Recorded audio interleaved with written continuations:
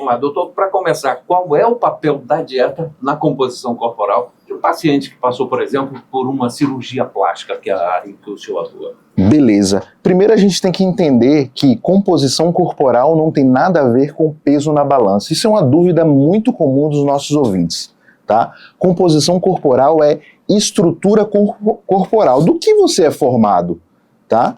Então, você é formado de músculo, de massa gorda, de osso, de pele. Só o que a gente foca? A gente foca em construção muscular, tônus muscular, manutenção de massa gorda em valores que precisam ser menores do que músculo, que é massa muscular, metabolismo basal, taxa metabólica basal, tá? E gordura visceral. Então, você falou de cirurgia plástica. Se o paciente ele tem uma gordura visceral elevada, por exemplo, eu não vou conseguir, numa cirurgia plástica, fazer um fechamento adequado de uma diástase, que é pós-gestação, que é o afastamento daquela musculatura que a mulher geralmente fica após uma gestação.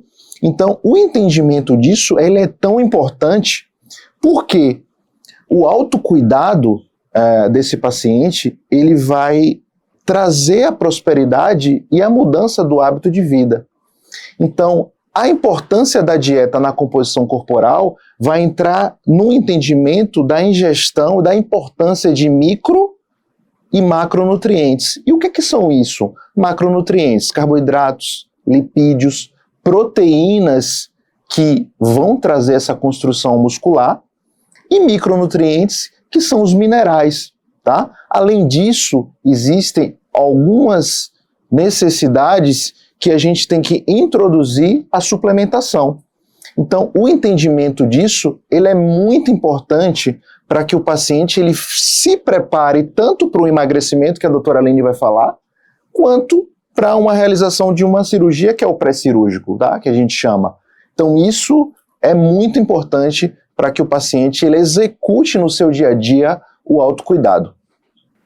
Exatamente. Então, quando nós pensamos em composição corporal, nós não estamos pensando exatamente em peso de balança, porque muitos pacientes, quando a gente começa essa orientação, né, de melhor aporte de proteínas, porque hoje a gente sabe, a gente sempre repete isso, todas as vezes que nós viemos aqui, que as pessoas hoje não comem proteína o suficiente, né? Hoje em dia, o carboidrato simples está muito na dieta da população brasileira. Então, o café da manhã eu comi um biscoito, no jantar um biscoito, e onde fica a proteína aí para você construir esses músculos? Então, nós precisamos da proteína tanto para o emagrecimento quanto para manter massa magra e ganhar massa magra. Ele é um macronutriente fundamental. Não que os outros não sejam, carboidrato é necessário para energia rápida, gordura também. Mas nós estamos esquecendo de comer proteína e ficando apenas no carboidrato simples, naquele alimento mais fácil, naquele alimento que a indústria nos traz mais fácil e barato. Então, é fundamental nós estarmos cuidando da composição corporal, tanto no emagrecimento quanto na manutenção com proteína. Certo. Agora eu não sei exatamente para qual de vocês dois ficaria melhor essa pergunta. Não, fique tranquilo. Como é que a dieta ela pode influenciar nos resultados de uma cirurgia e quais seriam os alimentos que mais ajudam, neste caso específico para o doutor, no caso de uma cirurgia plástica? Teria um alimento ideal nessa composição da dieta? Teria vários alimentos e várias mudanças que o paciente ele tem que entender, ele tem que executar, tá? Então, como é que a dieta ela pode influenciar nos resultados antes da realização da cirurgia? A gente já começa o pré-cirúrgico com toda aquela mudança e com toda aquela educação e adequação daquele plano alimentar. Então, a dieta ela é tão importante nos resultados da cirurgia plástica porque ela evita diversas intercorrências no pós-operatório, por exemplo, tá? Então, a formação de seroma, hoje, com o uso de várias tecnologias, a gente pode corrigir muito bem com um plano alimentar adequado. O seroma nada mais é do que uma coleção de líquido no pós-operatório que tem a ver muito com a baixa proteica, tá? a baixa massa muscular. A gente se preocupa muito em falar aqui de construção muscular porque você já viu aquele tema que a gente emagrece dormindo. Isso é real. Isso a gente consegue quantificar hoje, por exemplo, numa bioimpedância com a taxa metabólica basal, tá? Que é um exame que a gente faz hoje na nossa primeira consulta. E isso eu não acreditava. A gente emagrece dormindo, porque em repouso você tem uma tendência de ganhar massa gorda ou perder massa gorda. Porque cientificamente está provado e comprovado que o músculo ele é um órgão endócrino. Ele libera mediadores, sinalizadores celulares que têm conexão com o cérebro, com o intestino. Então eu diria que o plano alimentar, ele influencia muito, porque ele vai entrar aí nos 5 pilares que a gente utiliza para o emagrecimento e para um resultado impactado em cirurgia plástica, que é hidratação, suplementação, sono. Então, a doutora Aline vai falar, existem alimentos que ajudam você a dormir melhor.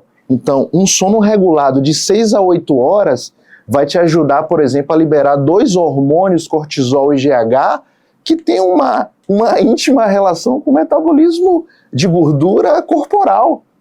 Então, olha como a influência do plano alimentar adequado, do acompanhamento de profissionais que se dedicam a essa área, vai ajudar você a ter uma mudança do hábito de vida, um emagrecimento saudável e colocar você na rota da realização do seu sonho, que é uma cirurgia, por exemplo.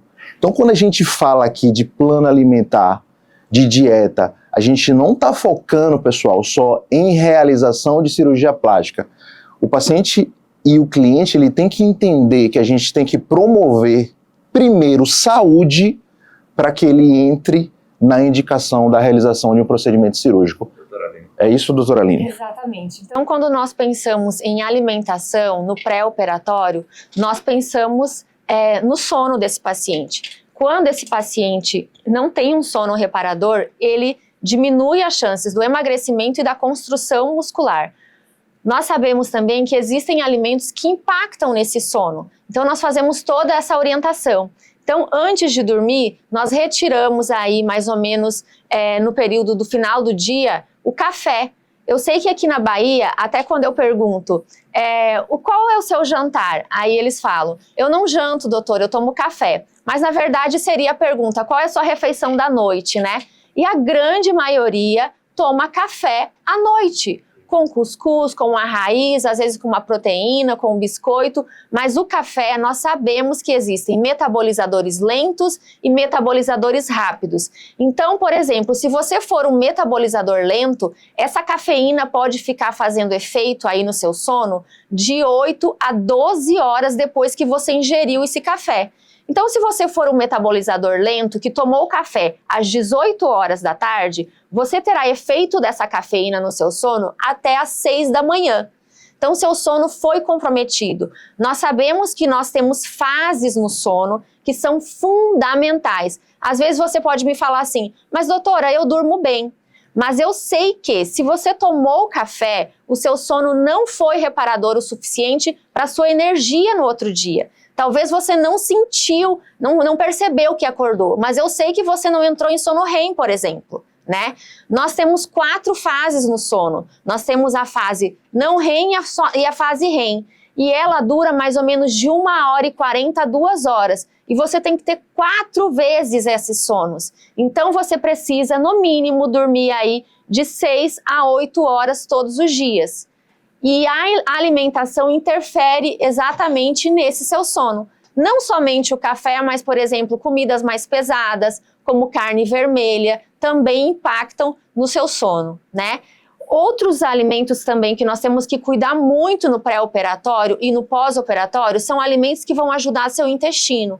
Então, nós colocamos sementes, fibras, alguns suplementos que nós temos nos nossos kits pré- e pós-operatórios, porque seu intestino precisa estar funcionando normal.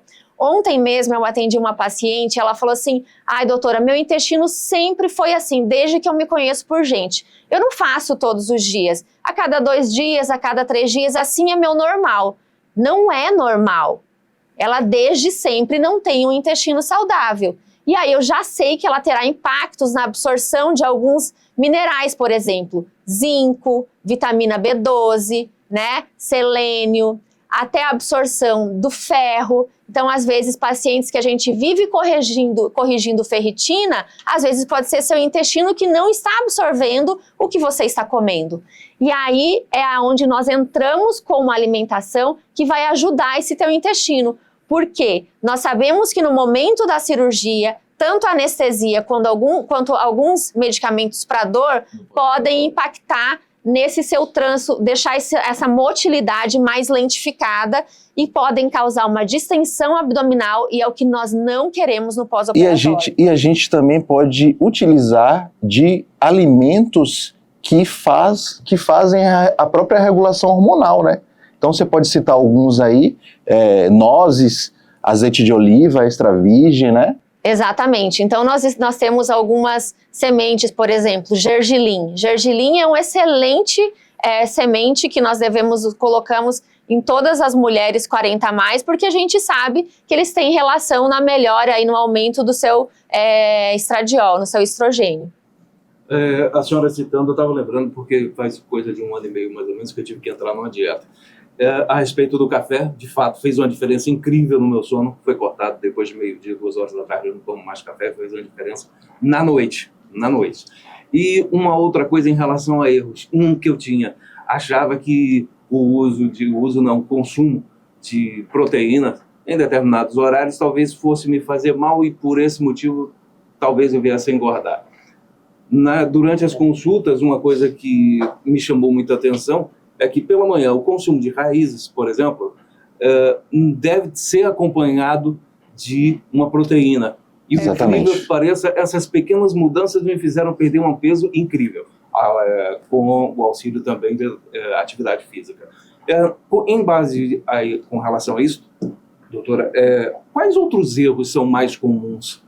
Esse eu cito uns que eu passei nos últimos meses, mas tem alguns outros erros em relação à alimentação que pode ajudar no emagrecimento, por exemplo? Exatamente. As pessoas se auto-sabotam. Quando isso acontece? Porque, na grande maioria das vezes, quando a gente pergunta, elas falam assim, mas eu não como nada e engordo, né? Mas eu estou fazendo tudo tão certinho.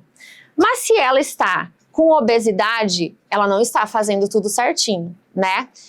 E elas continuam acreditando que elas fazem corretamente, que elas se alimentam corretamente. Isso é um grande erro, tá? Nós temos comunidades de emagrecimento onde nós damos todo esse suporte, e é uma das coisas assim que a gente mais observa, é a pessoa acreditar que está fazendo corretamente, né? Então, e também não dão valor ao básico, né? Então, assim, você priorizar seu sono. Sono não é uma obrigação, faz parte da sua rotina de saúde. As pessoas hoje brigam com o sono. Nas telas. Exatamente, elas ficam nas telas ali querendo assistir um filme, ficar vendo o Instagram, ficar vendo redes sociais, né? E ali aquele sono vindo, aquela vontade de dormir, fica ali brigando com o sono. Se você soubesse a importância do sono na nossa saúde, ele faz parte da reparação celular, né? Então você recupera a sua energia, você reconstrói músculos, né? Não adianta nada, por exemplo, quem tá buscando a hipertrofia, tá lá na academia malhando 9 horas da noite. Isso é um grande erro.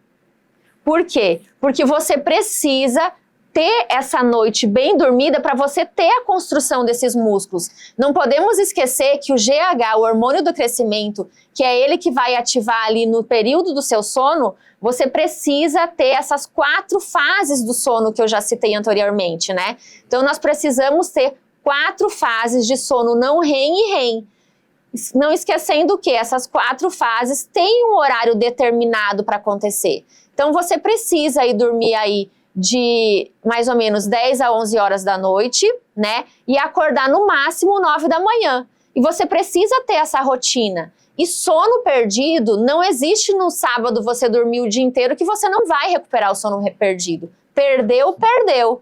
já era. Então você ter uma rotina de sono, uma rotina de beber água adequadamente, porque nós sabemos que você tem o seu músculo é construído por água, né? Então, mais ou menos 60% de um homem adulto é composto por água. Então, coisas tão simples e básicas, às vezes a gente deixa de lado e poderiam ter resultados fantásticos. Antes de encerrar, só um detalhe, já que eu me coloquei nessa história. Uma coisa interessante é que a impressão que eu tive é que eu passei a comer mais e emagreci mais depois de uma mudança na dieta. Por conta da utilização correta, a utilização de raiz já seguido com a proteína, por exemplo.